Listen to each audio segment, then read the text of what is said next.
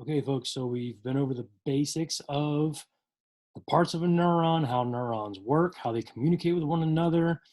We know about the action potential, the release of neurotransmitters, the falling of neurotransmitters into the receptor sites, and even reuptake. You have to make sure you understand all those basics for the rest of this stuff to make sense. Everything we've been doing has been leading to this. We just keep scaffolding and building on top of everything we've done previously, and that continues even now, okay? We need to learn about these neurotransmitters some more, the messages that these neurons send to one another. We've been talking about neurotransmitters carrying signals from one neuron to the next, filling up those receptor sites. Now we see what those messages actually are. It's kind of simple, at least in the beginning. A neurotransmitter can either fall into one or another category. There's either one thing a neurotransmitter, I don't know if I said that wrong, a neurotransmitter will fall into the excitatory category or the inhibitory category. That's it. That's, simply put, the job of a neurotransmitter, to either be excitatory, to carry an excitatory message, or to carry an inhibitory one. And here's what that means. If a neurotransmitter is excitatory, the message it carries is fire, go, have your threshold met, next neuron, fire. Like, the neurons don't talk like that, but if they did, that'd be the sort of thing like, go, send your signal, like, do your thing, neuron, go. That's an excitatory neurotransmitter. Every time a neurotransmitter fills up a receptor site, if that neurotransmitter is excitatory, it's trying to make that receiving neuron fire, go to action potential, go. Okay, here's a name for you. Glutamate is the most abundant excitatory neurotransmitter in the human brain. We have more glutamate than any other excitatory neurotransmitter in our brain. Just a fact that we'll come back to later. Now, inhibitory neurotransmitters, this can be tricky for some people, so make sure you get this. Start with this first bullet. An inhibitory neurotransmitter, it inhibits. That the word inhibit means to stop, to prevent. So an inhibitory neurotransmitter, when it falls into a receptor site, carries the message of, hey, receiving neuron, don't fire, stop, stay at rest, don't fire, don't do your thing. You might think of it this way. If it weren't for inhibitory neurotransmitters, whenever we did stub our toe, maybe that pain would just continue forever. Inhibitory neurotransmitters might step in and start doing the job. Like, hey, neuron, stop sending that pain signal right now. We don't have time for that right now. Okay? Inhibitory neurotransmitters stop the neuron from firing or keeps a neuron from firing. An inhibitory neurotransmitter could keep a neuron at rest. Okay? So you can think of it as kind of a math competition of sorts. Any one dendrite could be getting neurotransmitters from, axons over here and axons over here and axons over here from different neurons, right? And maybe the neurotransmitters over here are excitatory, okay? And the neurotransmitters over here are inhibitory, and the ones over here are inhibitory. Again, to put it simply, how many times have I said that? But we're talking about intro neurology here. If there are more inhibitory neurotransmitters than excitatory ones, then this neuron stays at rest. Its threshold is not met. But if there are more excitatory neurotransmitters, excitatory, than inhibitory ones, then the excitatory ones win out and the next neuron will fire. Its threshold will be met. So you can imagine all throughout the brain and these trillions of synapses that exist, this battle going on between excitatory neurotransmitters trying to get neurons to fire and inhibitory neurotransmitters trying to keep a neuron, the same neurons, at rest. One of those will win out at any given time, affecting neurons accordingly. Okay, another side note here, endorphins. Endorphins are a very important neurotransmitter to know about. They also act as hormones. We'll get to hormones later. Endorphins, that's ENDORPHINS. Sorry, I didn't type it on here. If you need the spelling of that, you can just rewind a little bit and hear it again. Endorphins are inhibitory neurotransmitters. They are pain relievers. When endorphins flow in the brain, they're trying to stop pain messages from existing, from continuing in the brain. Endorphins take away pain. Okay, keep that in mind as we go. Every neurotransmitter has a job like this. Now, you got to understand this. So if you're confused on this, go back, watch this part again until it makes sense, because this next part is going to be totally confusing if this part doesn't make sense first. Okay? Now we get to the topic of drugs. Okay? We can know a lot about them, but not necessarily do them, right? I mean, some drugs are legal, some drugs are prescribed, and some are illegal and people use for recreational purposes. No matter what kind of drugs we're talking about, this is true. Drugs themselves come into two categories. They're either agonists or antagonists, just like neurotransmitters have one category or another, excitatory or inhibitory. Drugs are either agonists or antagonists because of how they will interact with these neurotransmitters. Okay. An agonist drug is always going to help a neurotransmitter do its job. An agonist drug, if a drug falls into that category, and we'll look at some examples here in a little while, and you should check Classroom, Google Classroom that is, because I'm going to have an activity for you to do there if everything works out right.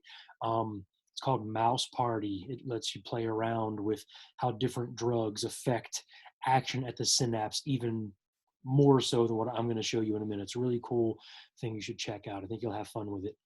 Anyway, an agonist drug always enhances the effects of a neurotransmitter. So look at what that means.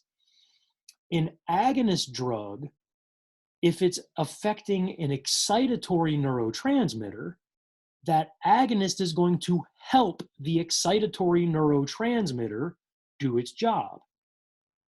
Go back, an excitatory neurotransmitter is trying to make neurons fire, go, do your thing, go to action potential, next neuron, go.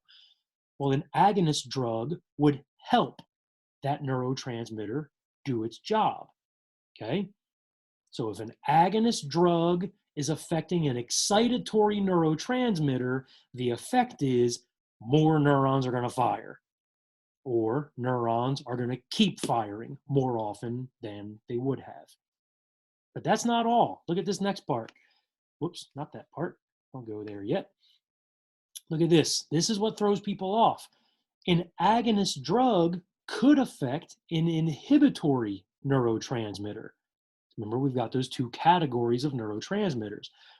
If it's an inhibitory neurotransmitter and an agonist is affecting it, then that agonist drug is helping this chemical stop other neurons from firing. It's helping the inhibitory neurotransmitter maybe keep other neurons at rest. Stop it. Stop firing other neurons. Stay at rest. Go back to rest. Stop it. The agonist drug would be helping that stoppage.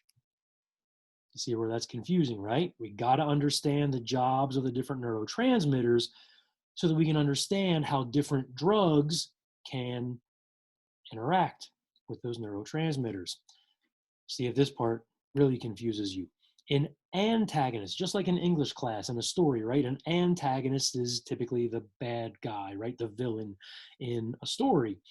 Like the Joker is an antagonist to Batman, right? Like I said, Batman. That was weird. The Joker's an antagonist. He's the troublemaker, stopping Batman from having peace and order in Gotham. Well, an antagonist drug is going to stop a neurotransmitter from doing its job. If the neurotransmitter is Batman, an antagonist drug is the Joker. Like, Batman, you're not going to have your way. That's not even a Joker impersonation, but still. Okay. Again, this can get confusing, so be careful here. Replay this as much as you need to. Be ready to ask me questions if you need to via Zoom. But here we go. If an antagonist drug were affecting an excitatory neurotransmitter, that means it's going to stop an excitatory neurotransmitter from doing its job. So remember, an excitatory neurotransmitter is trying to make other neurons fire. Go to action potential, do your thing, do your firing. The antagonist is like, whoa, chill, stop it. We want to stop those neurons from firing. Excitatory neurotransmitter, go back to your bat cave. That's stupid. Anyway, antagonist drug would stop the excitatory neurotransmitter from having its effect. Okay? If the antagonist drug is affecting an inhibitory neurotransmitter, remember, an inhibitory neurotransmitter is trying to stop neurons from firing. Stop, go back to rest, don't fire. Well, the antagonist drug would stop that neurotransmitter from stopping the neuron from firing. Look down here in parentheses, I said, that's right, it would stop the stopping.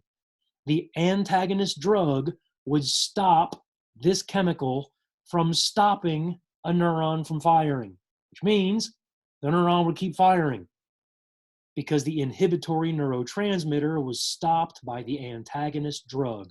It's confusing, right? Replay it if you need to.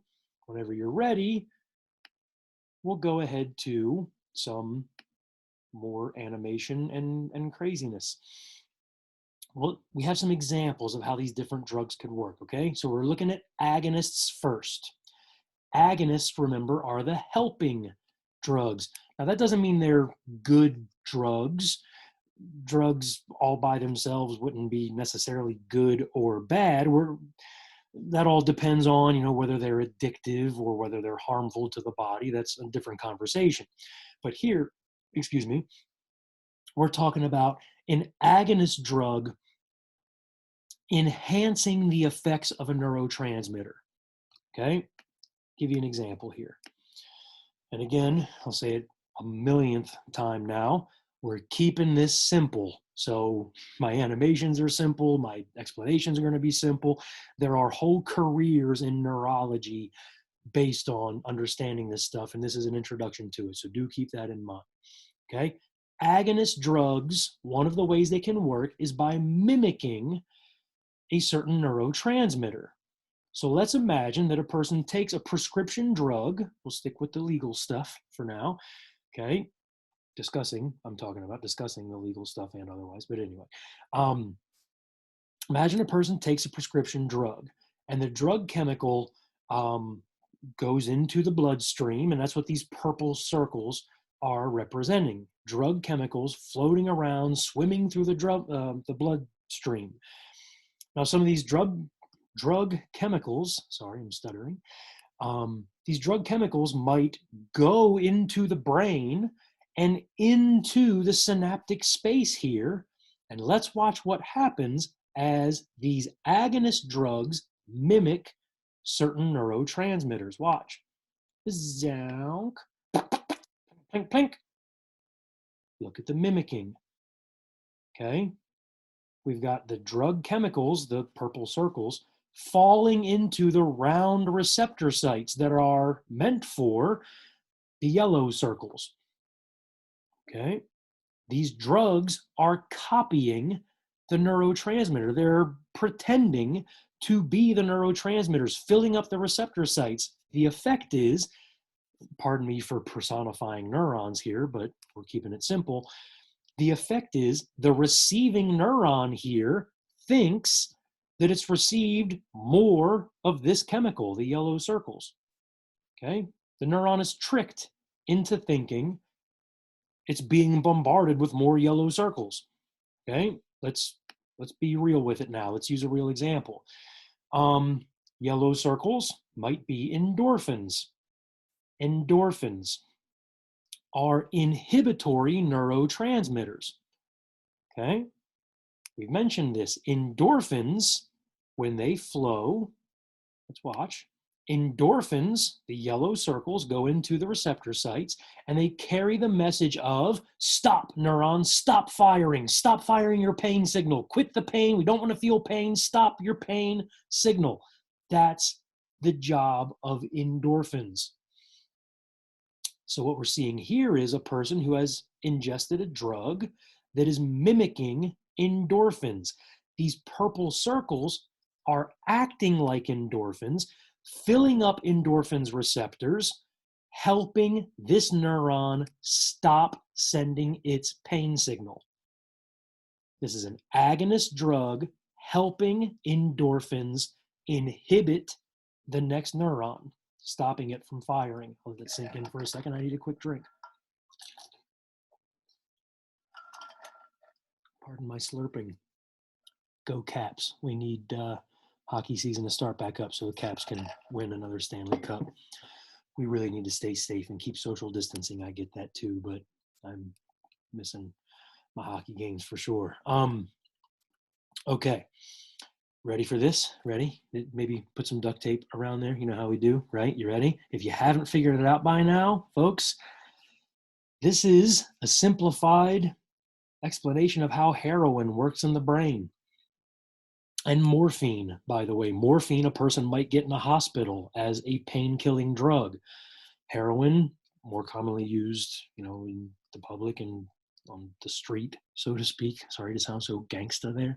But this is how morphine and heroin and opium work in the brain, by the way. All painkiller drugs like, endorphins, which isn't a drug, that's a neurotransmitter, heroin, morphine, opium, they're all called opiates. Opiates are pain relievers. Opiates take away pain. Basically, all opiates do this. Opiates mimic endorphins. They pretend to be endorphins to fill up these receptor sites. Watch it again. A person is in the hospital, they get morphine because they got a broken bone somewhere, and it's, agony. They get morphine that swims into the synaptic space, fills up endorphins receptors, helping endorphins do their job, which again is to inhibit pain signal, to stop this next neuron from firing. I hope that makes sense. Okay. So that's just one example of how an agonist might work. Here's another. An agonist can block the reuptake of a neurotransmitter. Can block the reuptake of a neurotransmitter. Now remember, this is an agonist. Don't be confused by the fact that an agonist is blocking something here. Watch what happens. The agonist drug this time gets into the bloodstream, and it doesn't go into the receptor sites this time. This time the drug goes up to the terminal button, the axon terminal button, and it's going to prevent the reuptake of neurotransmitters here. We know reuptake, right? These neurotransmitters are supposed to go back to the neuron they came from. Well, again, simplified, watch. Blink, blink, blink. They're back. And this could happen numerous times, depending on how long that drug stays there. These neurotransmitters could try to be reabsorbed. They're just going to be rebounded back into these receptor sites again and again and again and again, tricking the receiving neuron into thinking that it's being bombarded with these chemicals again, right? As if this neuron keeps sending its signal, sending. It's not. It's just that reuptake is prevented, okay? Now I want to tell you about two drugs that act this way. You've heard about both of these. One is cocaine. Hopefully you've only heard about that one, read about it, seen TV shows or movies about it, maybe. But cocaine works like this. Cocaine, we'll back up here. Cocaine is ingested, whether it's snorted as powdered cocaine or smoked as crack, whatever. The cocaine molecules go into the bloodstream, make their way to the brain. They swim into the synaptic space, and they prevent the reuptake of a neurotransmitter called dopamine. Let's watch it happen. Let's imagine that all these chemicals this time, like let's ignore that they're different colors and stuff. Let's imagine they're all dopamine. And dopamine, okay, quick detour. Dopamine has a lot of different functions in the human brain. One of the things dopamine does is it can make a person feel rewarded. It can make a person feel ecstatic, like very happy, but not happy like any old happy. Happy as in like, oh, whatever I just did, I need to do again. Okay? Imagine taking a bite of your favorite dessert ever, that feeling of, I can't wait to have that experience again. You know what I mean? For some people, it's gambling, to have the excitement, the surge of excitement of the big win, the jackpot, even the possibility of the win, watching a horse race or watching those numbers roll on a slot machine, whatever. That feeling of, that's, to put it simply, again, that's dopamine surging in certain parts of the brain. We'll come back to this later, but I'll go ahead and mention the nucleus accumbens. The nucleus accumbens is part of the reward center of the brain that is rich in dopamine. We'll learn more about that in the future with brain parts, but I thought I'd mention that now. This nucleus accumbens has lots of neurons in it in the core center of the brain. These neurons in the nucleus accumbens have a bunch of dopamine in it, in them. And when that dopamine surges, it makes us feel amazing, like rewarded and ecstatic and so happy. That's a little different than serotonin. I know we're going back to neurotransmitters for a second, but this is important. To put it simply, serotonin is also considered a happy chemical itself. But serotonin and dopamine are very different. First, serotonin also affects many different things in the brain. It's very complicated, serotonin. It's not just a happy chemical. Serotonin also affects our sleep. It affects our motivations, all sorts of things. But it's also a happy chemical. When we talk about the happiness, though, from serotonin and dopamine, and you'll see why this all matters in a minute, let's think of it like this. Serotonin makes us feel happy, like everything's good, like I'm optimistic, and like, this is creepy, I know, but bear with me. Serotonin is like, things are good, you know what I mean? It makes you feel like optimistic and like, yeah, I want to start my day, like I think everything's gonna go well. Like that's serotonin. Serotonin's like, cool, like, yeah, like I'm happy, I'm, you know, content, like things are good, I'm optimistic, I have hope for the future. That's serotonin's happy. Dopamine's happy is, oh, that's awesome, I want to do that again. I'm sorry if that was really loud. If you're wearing headphones, I should have warned you. But that's dopamine, like roller coaster, happy, excitement, rewarded, I need whatever I just did to happen again. Serotonin's happiness is more like, yeah, that's great, like optimism. Okay, super cheesy way of explaining that, but you'll see why all that matters. Now imagine this person from this diagram has just ingested cocaine. That cocaine goes to the terminal button. And remember, this is all dopamine, the reward chemical, the excitement, the aha, I can't believe it chemical. And cocaine is preventing that dopamine from going home. This neuron here is being bombarded with dopamine again and again and again. And this is happening in the nucleus accumbens. That's one of the places that cocaine affects.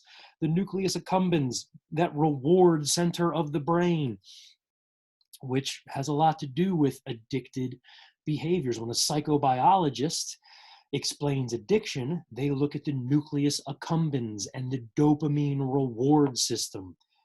Cocaine is hijacking that reward system. It's tricking the brain into thinking that we've got a bunch of dopamine just coming again and again and again.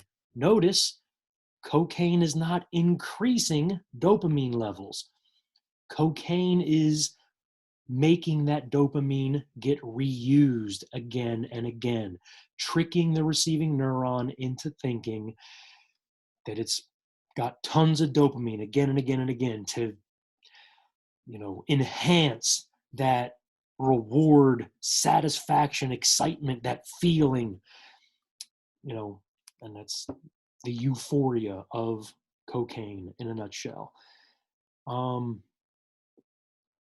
Let's see here. Another drug that works this way, besides cocaine, let's go to a prescription drug, and this can get complicated, but depression medication tends to work this way as well, folks. Depression medicine. I'm going to try to put this in some notes later. Maybe when we meet in our Zoom session, I'll have some notes to give you, because there's a lot of things that I'm going to say right now, and I can't, well, maybe here, I'll stop sharing. Let me pause my recording really quickly. Okay, so to explain how antidepressant drugs work, let's understand that modern antidepressants, they haven't always been this way, but the most common ones today, like Prozac, Zoloft, these are some of the commercial names you might know of. I think Cymbalta, you'll see commercials for on TV and so forth. These drugs typically come in one of two classifications, folks. These are abbreviations here, SSRIs and or SNRIs. Okay, modern antidepressants are typically SSRIs or SNRIs. That's the category of drug that they are. We're going to make sense of what that actually means. I've already filled in some of the letters here for you. The RI in these two types of drugs stand for reuptake inhibitor. Reuptake inhibition is what we were just seeing in the animation. There are drugs like cocaine that inhibit the reuptake of a neurotransmitter, thus enhancing the effects of that neurotransmitter. Okay, so again, whenever a drug swims into the synaptic space and goes up to the terminal button, preventing reuptake from happening of those neurotransmitters, that's reuptake inhibition. Well, let's put it all together.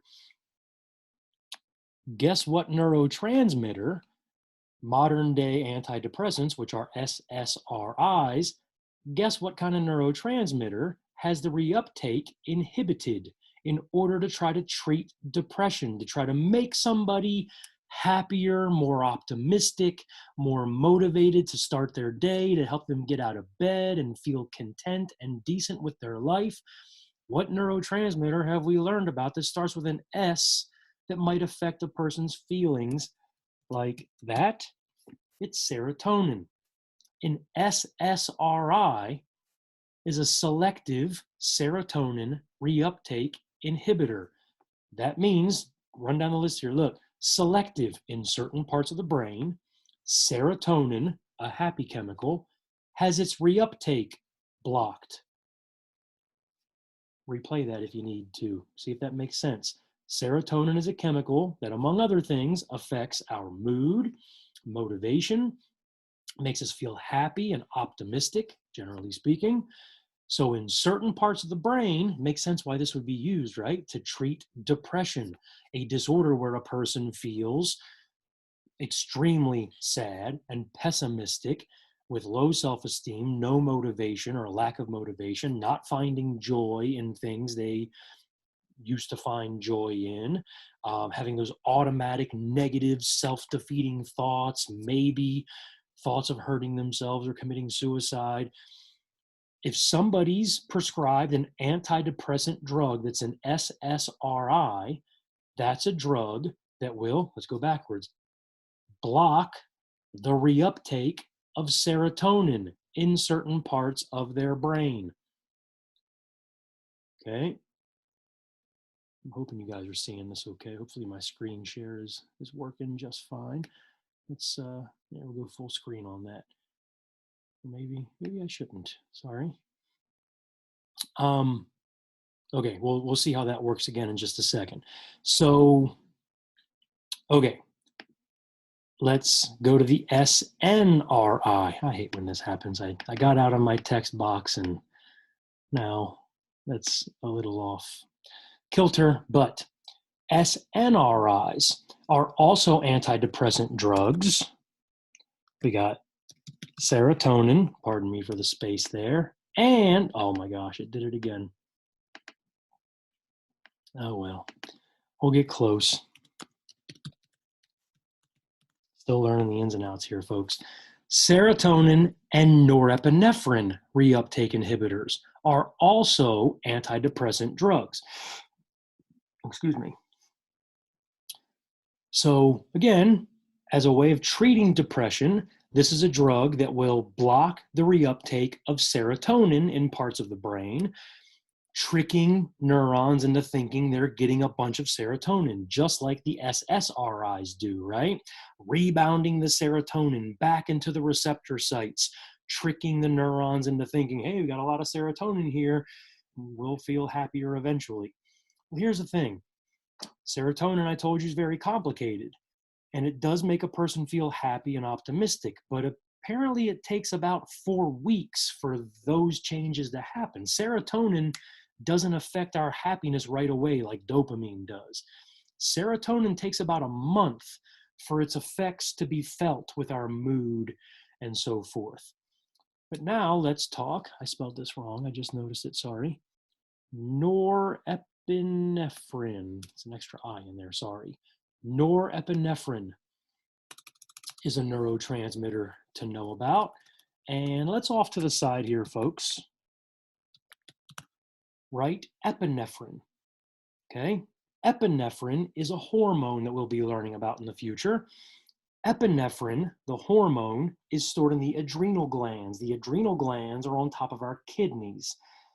The adrenal glands secrete what we call adrenaline, adrenaline, right? Well, epinephrine is one part of adrenaline. There's a point to all this, so bear with me. Epinephrine is an ingredient in adrenaline. Let me tell you something that people confuse a lot. Take good notes here.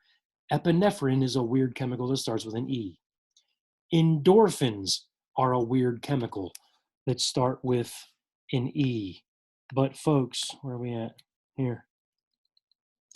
Come on. Oh my gosh. Endorphins. I'll put in parentheses here. Endorphins are also a weird brain chemical or body chemical that start with an E. Do not confuse these two things together. Endorphins are painkillers. They inhibit pain signals in the brain. But epinephrine is part of adrenaline that gets us going, gets the blood flowing in our body, gets us feeling excited and motivated, okay? Two different chemicals, but they can work together sometimes. Like, some of you know, because you're athletes, if you get hurt in an important game or a meet, a race that you're running, whatever, you twist your ankle. Well, you're competing, you're excited, so your epinephrine is surging in your bloodstream, putting you in fight or flight mode. You're ecstatic, you're fueled, you're pumped, right? I don't know how else to say it. You're stimulated and excited because of your competition. Epinephrine is what gets your heart racing, gets you pumped. And because you're pumped, endorphins are also flowing in your brain, keeping you from feeling that pain right now. Go back to evolutionary psychology. This might be an effect of evolution. If, go back when humans lived in more of a state of nature, if you're out in the woods and twist your ankle, but a predator is coming at you, you don't have time to feel pain. You need to survive. You need to get away from that predator. So epinephrine will surge, putting you in fight or flight mode so you can run away from your predator. And simultaneously, this other chemical, endorphins, will surge in your brain, helping you ignore that pain until you get to safety. You athletes that have twisted your ankle, you know in the heat of the game when you're excited and adrenaline is pumping, you're not feeling the pain of your injury. But when the when the game ends and you sit down and relax, the adrenaline subsides, the epinephrine dissipates, it goes away, and the endorphins stop flowing in the brain, allowing the pain to be felt so you can go take care of yourself, take care of the pain. Okay? Now, I told you all that to tell you that epinephrine is part of adrenaline. As we said, folks, norepinephrine is also part of adrenaline. Norepinephrine, here's another thing people get confused about, is not anti-epinephrine. I know we hear this prefix nor and we think un or anti. No, think of it like this. Epinephrine gets you going, gets you in fight or flight mode. Norepinephrine keeps you going, keeps you motivated, keeps you adrenalized in fight or flight mode. It keeps you excited, okay? Epinephrine gets you going, norepinephrine keeps you going. Now, think about why an antidepressant drug would block the reuptake of serotonin, a happy chemical, and norepinephrine, part of adrenaline.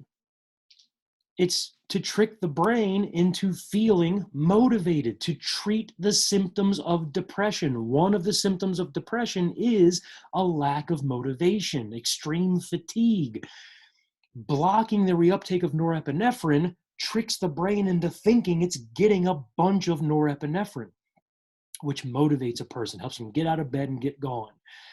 And again, to put it simply, here's where some of the controversy comes into play with antidepressant drugs. Have you ever seen those commercials where they're like, are you depressed? Are you feeling like you can't get out of bed, can't start your day? Are you having thoughts of hurting yourself? You might be suffering from depression. Take this drug. Side effect includes increased thoughts of suicide. Why? If I'm having thoughts of suicide because I'm depressed, why would I take a drug that would increase my chances of suicide? That's completely ironic and doesn't make any sense. Yes, it does, because think about what we just discussed, everybody. You ready? This could be part of the reason why, at least. You ready? If a person's taking an SNRI, this will help them feel happier in about a month. But this drug is also going to increase their motivations, help them get out of bed more immediately. Well, this is sad to say, I hate thinking about it, but if a person's having suicidal thoughts and those aren't going away for about a month when they get happier and more optimistic, but this person with their suicidal thoughts is getting out of bed and starting things that they didn't used to, yeah, the ironic part is they might find the motivation to act on those suicidal thoughts they had, especially before the serotonin has a chance to kick in and make them feel happier. I hope that's making a lot of sense. Again, stuff we can talk about in our Zoom sessions later on this week, okay? I'm going to stop this recording, folks. I think this was a long one, and I have one more bit for you with these other drugs. It should be a much shorter chunk coming up, I think. I'll see you soon.